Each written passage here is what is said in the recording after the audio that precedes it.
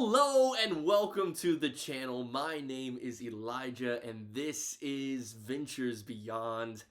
I'm excited to launch into all sorts of things, science fiction and fantasy on this channel. And today, for our maiden voyage, we are starting with a book that is fresh on my mind, and that is Dune by Frank Herbert. Now, my exposure to Dune up until this point has been mainly through the movies. The recent 2021 and 2024 releases by Denis Villeneuve. I have enjoyed the movies quite a bit. It gave me a lot of motivation to get into Dune because I know there is an expansive world here. The only other thing I knew is that these books get weird. And I'm here for it. So here we go. Today we are talking about the 1965 classic Dune. As a little story overview, before we dive in, this is journaling the story of Paul Muad'Dib, who is on the planet of Arrakis, where spice is the most valuable substance in the universe. It's what allows people to travel from one planet to another without getting lost in the vast expanse of space. This is what is the catalyst of the story, is the Emperor gives Duke Leto, Paul's father, control of the planet, and then a whole mess of things go down there where Paul is, spoilers, orphaned and then forced to survive among the national people there, the Fremen, and all this builds up to a huge climax and what is a crazy story. What I'd like to do is dive into things a few categories at a time, starting with the characters. Now, of course, I want to start by talking about Paul Muad'Dib, the Lisan al-Gaib, the main man of the show. And I found Paul to be really interesting. And that was one thing going in I actually hadn't expected. Several people had warned me that the characters were a little bland. There wasn't really much to see here character-wise, and the main thing came through the themes, through the story. But I actually found a lot of the characters truly engaging. Paul being one of those. One of the major themes that I felt came across the story was this notion of humanity. How human are you versus the lack of humanity within a person? And really this theme kicked off from the first chapter where Paul is putting through this test by the Reverend Mother with the Gom Jabbar. And as he's sitting here, she's basically determining, are you a human or are you a creature? And this choice kind of seems to war within Paul throughout the whole book. We see at the beginning that yes, he is this boy. He's relatively innocent. And of course he has these skills that are taught by all of these people at Dune. But what happens over the course of the novel is these things are broken down. We see this especially whenever we start getting towards the climax of the first part of the book, where his father has been captured and will be killed, where him and his mother have to now go and survive on their own, and he has to start putting these skills into reality. These things that he's been trained now have to transition into something that he uses to survive. This was like really strong. I felt like there was a lot really to root for, to get behind with his character, and found that really enjoyable. As this goes on, we see this kind of darkening.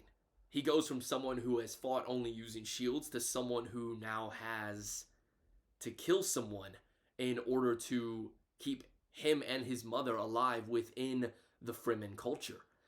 In his fight with Jameis, where everyone is like, are you just messing with this guy? And he's like, he's never killed anyone. He's a 15-year-old boy. There's still a layer of innocence that surrounds him. And what I found interesting in this 2-year transition that we have between parts 2 and 3 is that innocence is stripped away. Paul becomes someone who kills without hesitation. There are so many moments in the latter half of the book where that hesitation that held him back in his fight with Jameis, the thing that made him human, that maybe allowed us to relate with him, is being taken away. And his humanity really stands on the precipice of, is he someone who we stand behind, or is he someone, because he is the lead of the story, that we find engaging? I certainly found him engaging. But the more that we got into part three, the more that we saw this slightly older Paul, who is mainly Muad'Dib at this point. He is someone who is the religious and war leader of the Fremen. You don't see much of that humanity, and I thought that was especially poignant whenever it came to the death of Paul's son. When Paul receives this news, it doesn't come to him as this moment where he breaks down and starts to cry. This is a 17-year-old kid who loses his son. He instead contemplates this and thinks, okay, let's see how cruel I can then get in return. And it's a really just kind of cold moment, kind of removed. And you almost don't feel the weight of the moment. And you almost think, well, maybe Frank Herbert didn't sell that enough. But you got to remember, you're looking at this through Paul's perspective, someone who is far removed from what the person he was, from the things that he had done at the beginning. And through a relatively short book, we see that there is such an arc here for Paul, such a transition. And I thought that was a very compelling read. To contrast him, his mother, Lady Jessica, I think is the core of humanity in this book. She is by far the most relatable, the one who we get to see many of these things through her eyes. I thought that was something interesting that the movie did, where it was Lady Jessica who was motivating these changes, who was encouraging the non-believers. Whereas here we see she's genuinely acting in Paul's best interest. She's looking to help the Fremen, and of course she's battling her own loss at the same time. Her genuine love for Duke Leto really shone through in her character, and the fact that she mourned him. She had these things going on in her life that were just so compelling, and her transition from Paul's mother to Reverend Mother, to this high societal where she's adapting because she knows they have to survive. And really, even though we know that she is the one who trained Paul in these Bene Gesserit ways, there is such a distinction between her and the other Bene Gesserit that we get to meet, because she has genuine love, genuine kindness within her. And I think that's a really powerful part of the story. What sold the emotion of the story in my mind was a combination of Lady Jessica and, we're going to transition to next, Duke Leto. Leto was amazing. I, of course, knew, having watched the movies beforehand, that he would die relatively early in the story, but it still hit hard. I mean, it was one of those moments where it's just the character that you love. He's someone who is honorable, who looks to the lives of his men rather than the money that he's able to make. But he's not just a good guy. He is motivated, he's intelligent, and he surrounds himself by people who might be able to do the things that he is not. People of like mind, people like Duncan, Idaho, and Gurney, and so many of these others who really encapsulate the heart of Duke Leto. I found his character very engaging and really made a drastic impact on the story when he was removed from it. Gurney Halleck, while we are talking about the Atreides, I think is the absolute core of who they are and what they want to be. Gurney's presence in the story was one of loyalty, one of deep-rooted revenge. I found his motivation to be exciting, but also it was very sad. The way that he was a subject of the Harkonnens, and from there had to expand his life into something that is built in support of the Harkonnens' enemies. You see, his whole life is motivated up into this point as how can he get back at the Harkonnens, and especially after the devastating assault at the end of part 1, he now is joining the smugglers. He now is living a life that is motivated by getting back at these people, by revenge, not only for Beast Rabban for the scar, but also for the many things done to his sister and so much more. And I'm so glad that Gurney survived this story because the Harkonnens are gone in the true sense. Of course, we know that Paul and Aaliyah and the others are descendants of the Harkonnens, but the Harkonnen family is gone.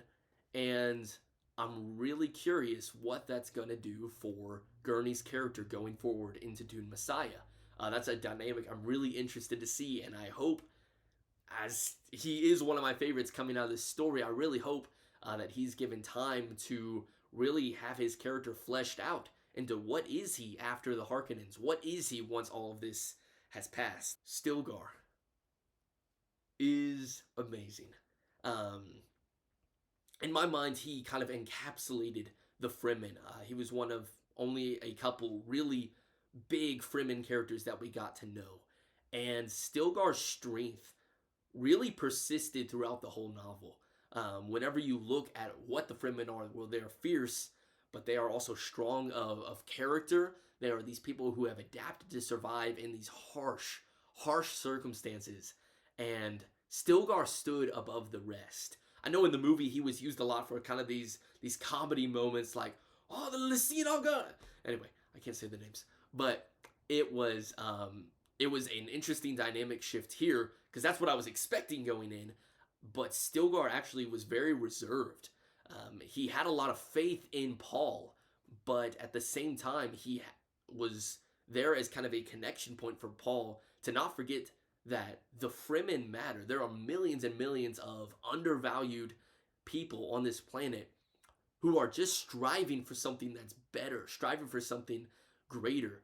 And Stilgar, throughout the entire time, was someone who is very easy to look to as just the strength of the Fremen. And again, looking forward to what develops with his character going forward, as now we are going to witness war. We're going to witness this great jihad that's going to go forward, and Stilgar is going to be a huge part of that.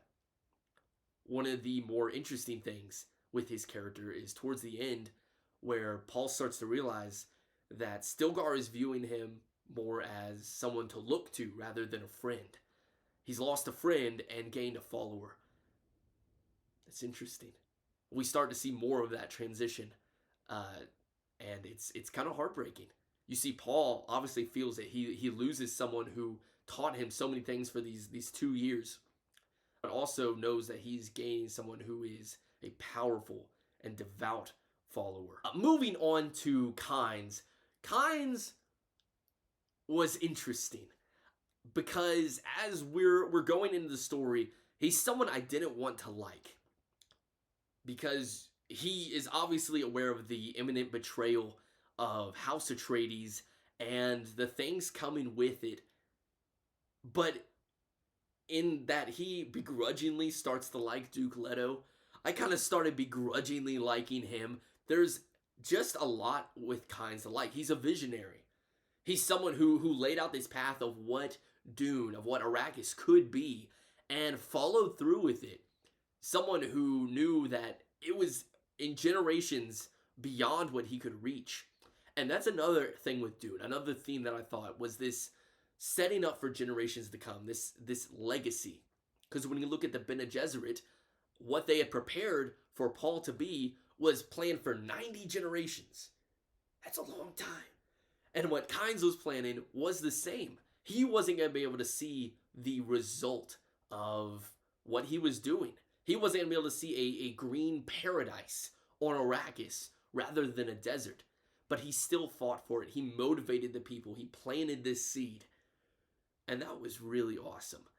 So from a place of not really liking Kynes to growing into this respect for the kind of visionary that he was, I really appreciated his character. I hated that he had to die and die in the way that he did. But I understand it for the story. I think his death made way for characters like Stilgar, like Gurney, who I expect would have been a little more on the side had Kynes been given more time to live. And his death kind of contributed to the tragedy that many parts of this book were. This is absolutely a tragic story. not only through the lives lost, but also through the dreams lost. Paul's dream for Arrakis is different than Kyne's. And as all of this is happening, we start to see as Kynes' vision is pulled back in the place of not only Paul's revenge, but his thrust for power, his desire to be that Duke role. It's a powerful dynamic. Contributing to this, having Chani be Kynes' daughter changed a lot of my perceptions of her.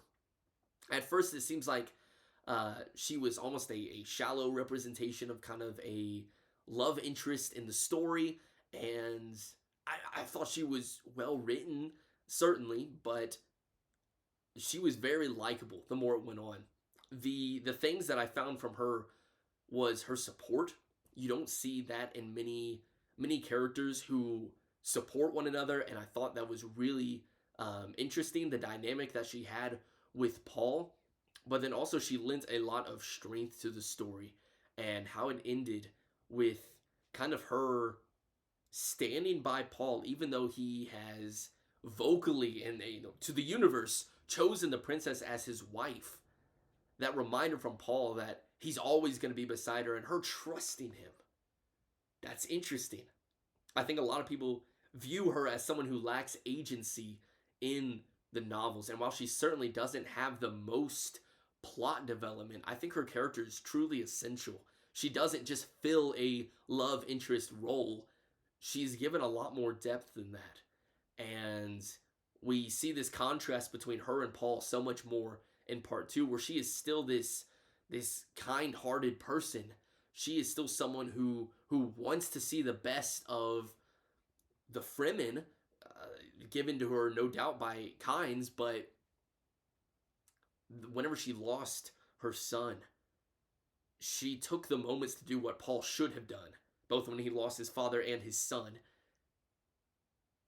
And again, that dynamic, I could see her and Lady Jessica. She's probably a step below Lady Jessica as far as lending the humanity to the story, simply because Jessica is just so much more relatable. She is great contributor to the story. To touch briefly on a few more before we move on to some discussion about the factions, Dr. Yue is someone who I found very compelling. I did not expect one of the first few intro bits to the chapter to reveal that he was the traitor. I thought they would try and build up his character and then have a twist within the first couple hundred pages. But no, they just flat out told you. Frank just wrote it. Hey, Dr. Yue is the traitor. And then it showed why everyone's trust of him, why it impacts other characters so much. Even though we as the reader know what's coming, the characters don't. At first I found that kind of lazy, but getting into it, again, shows Frank's genius. Shows that, no, this is someone who has been deeply hurt, someone deeply scarred, and is simply trying to do the best thing for his family, even though it's hurting his other family. Would I have liked a little more depth? Maybe. But I also appreciated that in the subtle ways that he was building up Paul and Lady Jessica, and that he was fighting to build a remnant in House Atreides that would be able to survive and defeat House Harkonnen, which was the ultimate goal. I think he is the biggest contributor to this tragedy, showcasing the cruelty of the Harkonnens, but also showing the love for the Atreides. There's some really powerful scenes with Yue. I also thought with Thufir, this guy's just genius. He was just really enjoyable to read about. I think both of the prominent mentats in the story were showing really the presence of logic within the story. Very valued. This was a smartly written book, and the characters within it, I love intelligent characters, and many of the ones I've mentioned prior to this have been, but you really saw this in Thufir, a major contributor to the overall story, and just someone who I enjoyed his dynamic with every character. I liked his kind of banter with Paul and training him in how to be. I liked his allegiance to Atreides. That was a thread throughout the whole novel. And then his doubt of Lady Jessica that made us wonder briefly, even though we already knew that Dr. Yue was the traitor, it was still smart seeing how it was written from a perspective where it made it believable. Even though we as the audience knew what was going on, it made it believable that Jessica could truly be the traitor. And then after the 2-year jump where we see Thufir working with Baron Harkonnen and just the monologues going on between those two, brilliant. I loved it. I loved his character. Hate that he had to die. Probably could have done without his death. It kind of lacked grandiose. It just kind of happened, and like people were kind of sad for a couple sentences, and that was it. And I thought with his character more could have been done, but maybe not. Maybe he had stayed his proper welcome. My opinion. Aaliyah was creepy, very creepy, but I enjoyed her. There's this trope that I'm fairly certain originated here with this monolith in science fiction of like this creepy adult child thing. You've seen it done in Aragon, obviously taken in part from here, but also in several others. And Dune perfectly captured how this child was perceived and the massive implications just given in small sentences by Paul throughout the book of what Aaliyah would bring in future novels. I'm really excited. I don't know what kind of time gap we're looking at before Dune Messiah takes place. I'm guessing maybe a decade or so. I could be completely off base, but I think Aaliyah, her role in this, her being the one to kill Baron Harkonnen, her kind of doubt with how to process what she is, who she is, with everyone calling her a freak, and obviously there's some massive social prejudice against her for what she is, for being a witch child. But it led to some really interesting dynamics. I thought it was a very creative inclusion to the story, probably one of the first of its kind, so that's really awesome. Baron Harkonnen, bro, was disturbing. He was just straight up disturbing. Frank Herbert wrote his character very well, very hateable. He was someone who was stupid, but intimidatingly so. He wasn't so stupid that he wasn't believable, but he did have that layer of ignorance, which I deeply enjoyed, but I'll get into in a second, regarding the Fremen. And so his entire character, just his gross treatment of people and his manipulation, it made a very compelling villain. He was certainly a standout on the Harkonnen side. There were a lot of other characters who I thought were good, but he was certainly fleshed out the most. That was not intended to be a pun about his weight, but that fits too. This guy, he's just gross, all right? He's just gross. So well done on that. I could dive into a lot of this for a lot longer with these characters. Feyd-Rautha, he was great for what he was. He was a physical foil to Paul. He was a contradiction to Paul in many ways, but then there was also these similarities that the Bene Gesserit highlighted. Kind of a Feyd-Rautha's role, his potential, and there certainly was that potential. I didn't find him as, I don't know, he was bloodthirsty, okay? But he maybe wasn't as sadistic here. You could be watching this and saying, Elijah, you are stupid. Maybe. But, I don't know. He was certainly cruel, but a step below the Baron, no doubt. Duncan Idaho, great. He's a good character. He was a nice spice piece to the story. I still felt for my man when he died. Hera, I liked her. I liked her. Just her place in the story, her kind of contempt for Paul, for the way that he is as a Fremen, for refusing to take her on as a wife or at least a concubine. Kind of her insistence of I'm young and all this stuff. I just liked her character. The one who I'll highlight and then I'll move on from characters. Count Fenring.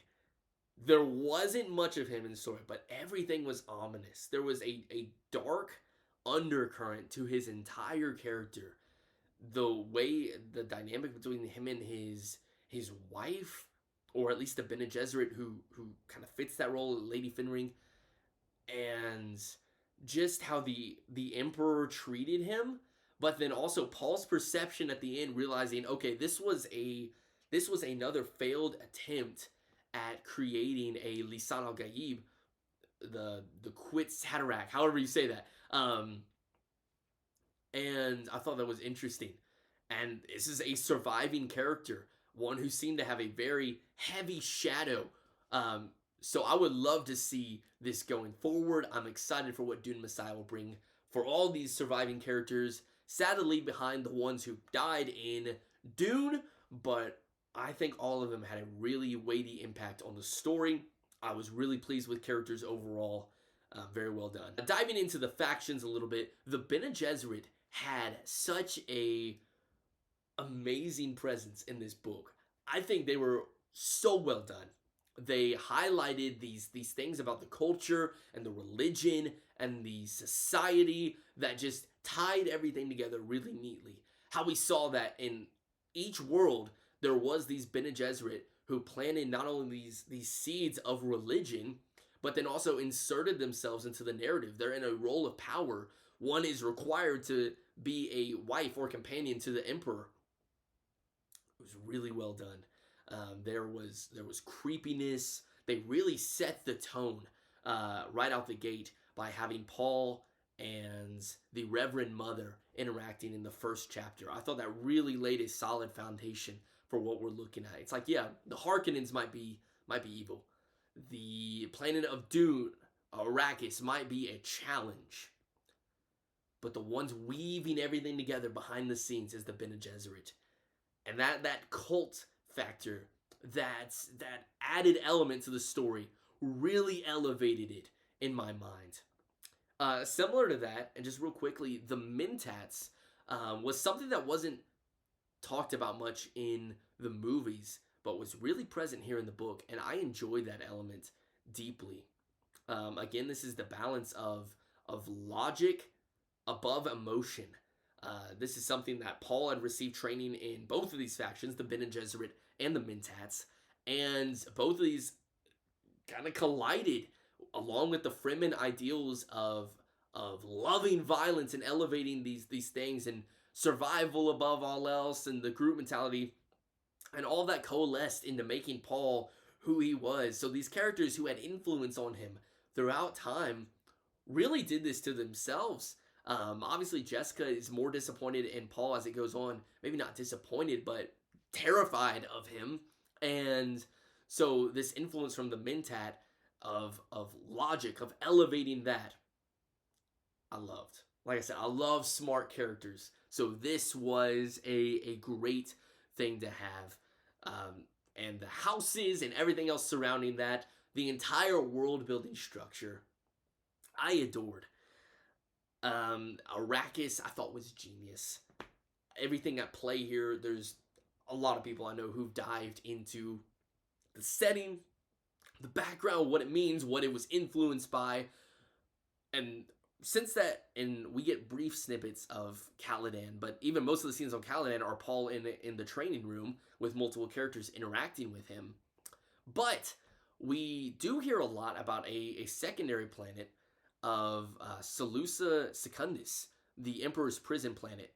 And I liked the parallels going on between Arrakis and Seleucia Secundus, where you see a harsh environment producing great fighters, and the Emperor taking advantage of this to bring about the Sardaukar, and the Fremen being in even worse circumstances, but being motivated by more than just survival. They're also motivated by protecting the group, bringing about life on the planet.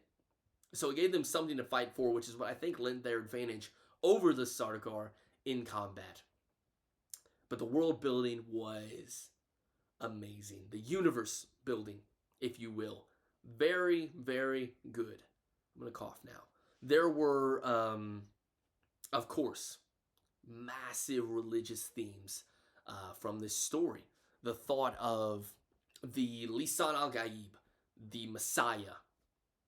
Of course, this looked at the dangers of religion, the powers that someone who is a charismatic leader who is able to sway people can then have this massive impact on a culture who has this belief. And that was very well done. It was a very thought-provoking thing. Obviously, there are great things that religions have done, and then there are things like when you look at the Crusades, when religion motivated something that was purely for physical gain, and we see almost that element more being what Frank Herbert is using to show the danger of what misused religion can do, uh, what misdirecting someone's faith. That's a really solid thing to build a story around. That really was the glue that held this story together, was this backdrop of religious implication of what's going to happen with this. So I love that, and I thought it was such a it elevated the story again, like so many of these other things. It heightened what could have been a really simple story, and it brought depth to it and just expanded the narrative overall. As far as the structure and pace goes, I thought as I was doing some research into this, Dune was originally published as 3 shorter books divided into 3 parts that now exist in the novel, because it was thought to be too long, that no one would pursue a science fiction work that was, in my copy, 517 pages, which is not a very long book. But here we see each part really does work as not a self-contained story completely, but it has a very good beginning, middle, and then powerful climax that really wraps things up. One element of that I really enjoyed was these introductions by Princess Arulin. A lot of times, a lot of literature will include these things as like chapter headings. So just a quote from the world, or a piece of poetry, or something that kind of is just more immersive. But wow, it really worked very effectively here. I actually enjoyed all of these intros. These things really found a lot of enjoyment from the insights. Some of the things I actually paused and thought like, well, that's some wisdom right there. And it was just really neat to get those. I don't know why it stuck with me like it did, but I was like, that's a really cool element. This guy's smart.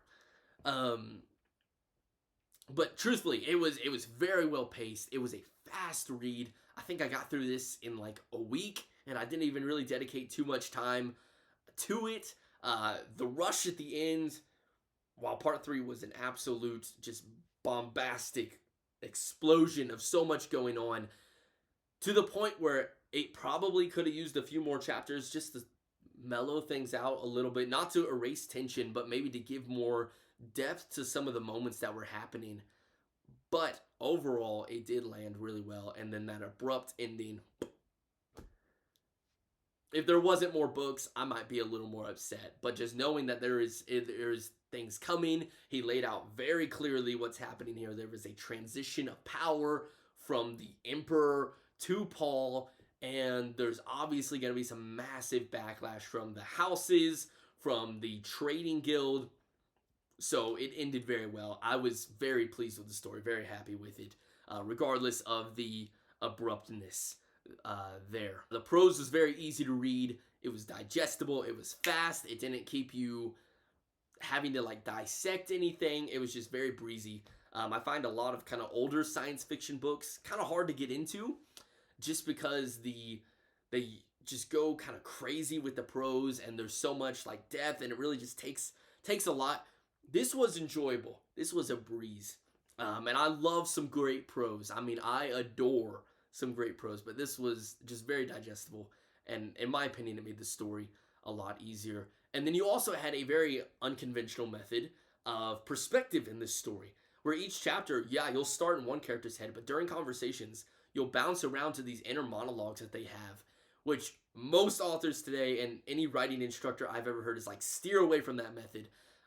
But in my mind, Frank did it really well, and this was something that was an added element that I actually thought liked, because it gave a lot of depth, especially in the conversations between the Harkonnens and people like Thufir or Finring.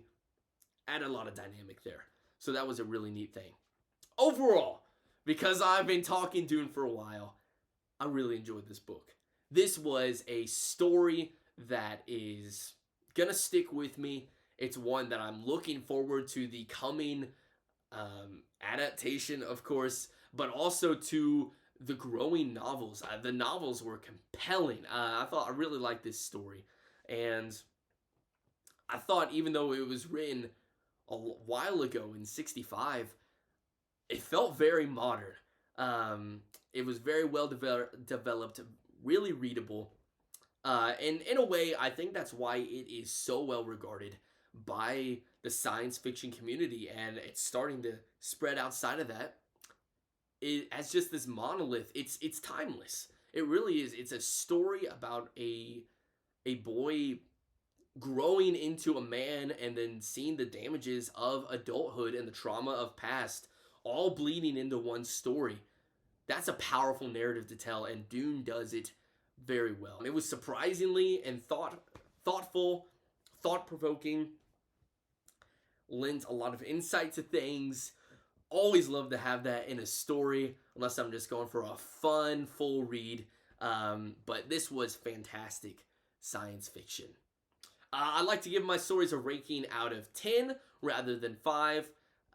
Just looking at Dune, I loved it, and I'll easily give it a very solid 7. It was not perfection. There were several elements that it lacked that usually heighten a story for me, but really this had so many things that were worth reading. This had the engagement, the excitement, it had great characters, and a theme that resonated throughout the whole novel. So if you have not yet read Dune, it's worth a read. I don't think I have to be the one to tell you that. It's a good book. It's a really good book. And it's set up a really fantastic stage where we have now, where so many of the things that were introduced here by Frank Herbert that were original are now tropes. They've obviously stuck with us, things that are really great. So thank you so much for watching this today. If you are interested in seeing more of the content coming up, please give me a like, subscribe, and love talking about books and just having a good time. Everyone, you have a great day. Talk to y'all later.